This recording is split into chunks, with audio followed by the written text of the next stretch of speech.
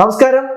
അലിയേട്ടന്റെ പെണ്ണ് ആൻസി എന്ന് പറയുന്ന അലിൻ ജോസ് പെരേരയുടെ ഒരു ഷോർട്ട് ഫിലിമിലൂടെ മലയാളികൾക്ക് സുപരിചിത ഒരു പ്രൊഡ്യൂസർ ഉണ്ട്. ആളാണ് നമ്മുടെ ഒപ്പം ഉള്ളത്, നിഷ ഇടുക്കി. നമസ്കാരം.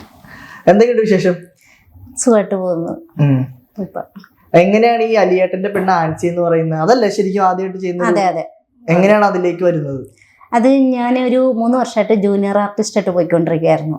അപ്പം അങ്ങനെയാണ് അലിയേട്ടൻ്റെ പെണ്ണ് ആൻസിയുടെ ഡയറക്ടറും ഓൾബ്രൈറ്റുമായിട്ട് ഞങ്ങൾ അന്നേ കൂട്ടായിരുന്നു. ലൊക്കേഷനിൽ വെച്ച് പരിചയപ്പെട്ടു. അതായത് സിനിമയുടെ ഷൂട്ടിങ്ങിന് പോയ സമയത്ത് അങ്ങനെ പരിചയപ്പെട്ടു. അങ്ങനെ ഞങ്ങൾ ഭയങ്കര കൂട്ടായിരുന്നു.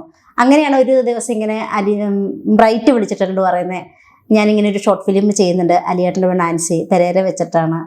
അപ്പോൾ ആറാട്ടനാണ് പ്രൊഡ്യൂസർ എന്നൊക്കെ പറഞ്ഞു. അപ്പൊ ഞാൻ പറഞ്ഞു ഓക്കെ ആയിക്കോട്ടെ എന്നൊക്കെ പറഞ്ഞു. അത് ഇനി 2 ദിവസം കഴിഞ്ഞപ്പോൾ ബ്രൈറ്റ് വിളിച്ചിട്ട് പറഞ്ഞു ആറാട്ടണ്ണം പിന്മാറി, എൻ്റെ ഇപ്പോൾ എന്താ ചെയ്യണമെന്ന് അറിയില്ല, ഇങ്ങനെ ഇരിക്കാന്ന്. അപ്പം ഞാൻ പറഞ്ഞു ഓക്കെ ഞാൻ വിളിക്കാമെന്ന് പറഞ്ഞു.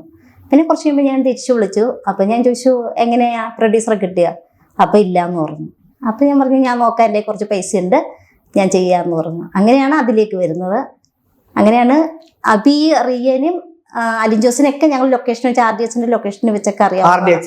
RDHന്റെ ബ്രൈറ്റും ഞാനും പരിചയപ്പെട്ട തീപ്പൊരുപിന്നി എന്ന് പറയുന്ന സിനിമയുടെ ലൊക്കേഷനിൽ നിന്നായിരുന്നു. അഭിനയിക്കാൻ ജൂനിയർ ആർട്ടിസ്റ്റ് ആയിട്ട് പോയതാ. അന്ന് ബ്രൈറ്റ് ഉണ്ടായിരുന്നു. അങ്ങനെയാണ് ഞങ്ങൾ കമ്പനിയായി കൂട്ടായത്. നിഷ ഇടുക്കിനെ പറ്റി ഒന്ന് പരിചയപ്പെടുത്താവോ പ്രേക്ഷകർക്ക് വേണ്ടിയിട്ട്? ആരാണ് നിഷ ഇടുക്കി? നിഷ ഇടുക്കി എന്ന് പറയുമ്പോൾ ഇടുക്കി ജില്ലയിലെ ഒരു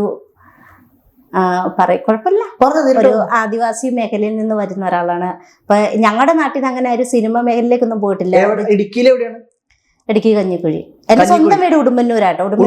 ഉടുമ്പന്നൂർ പഞ്ചായത്തിലെ മലയര ഹിന്ദു, അതായത് ആ ഒരു കാസ്റ്റിൽപ്പെട്ടാണ് ഞാൻ. അപ്പോൾ അത് ഒരു ആദിവാസി മേഖലയാണ്.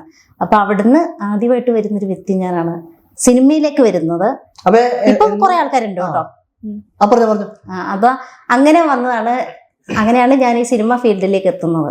അതായത് ഇപ്പൊ ചെറുപ്പം മുതലേ സിനിമയിൽ അഭിനയിക്കണം എന്നൊരു ആഗ്രഹം കൊണ്ടാണോ അവിടെ? അല്ലല്ല, പിടിയെന്ന് കിട്ടിയത് ഒരു. അതെങ്ങനെ?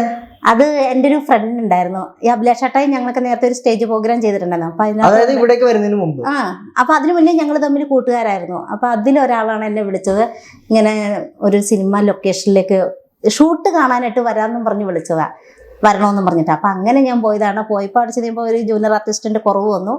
ഒരു ഡാൻസ് കളിക്കുന്ന ഒരു സീനാണ്. അപ്പൊ എന്നെ അവിടെ കയറ്റി നിർത്തി.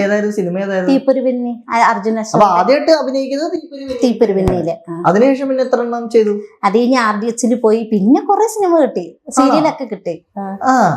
പക്ഷെ ആദ്യം പോയി സിനിമയിൽ ഞങ്ങൾക്ക് എല്ലാവർക്കും ഡയലോഗ് ഉണ്ട് കേട്ടോ. ചെറിയ രീതിയിൽ ഡയലോഗ് ഉണ്ട്. രാഷ്ട്രീയക്കാരിയായിട്ടാണ് പോയത്. ശരിക്കും പേര് നിഷ ഇടുക്കി?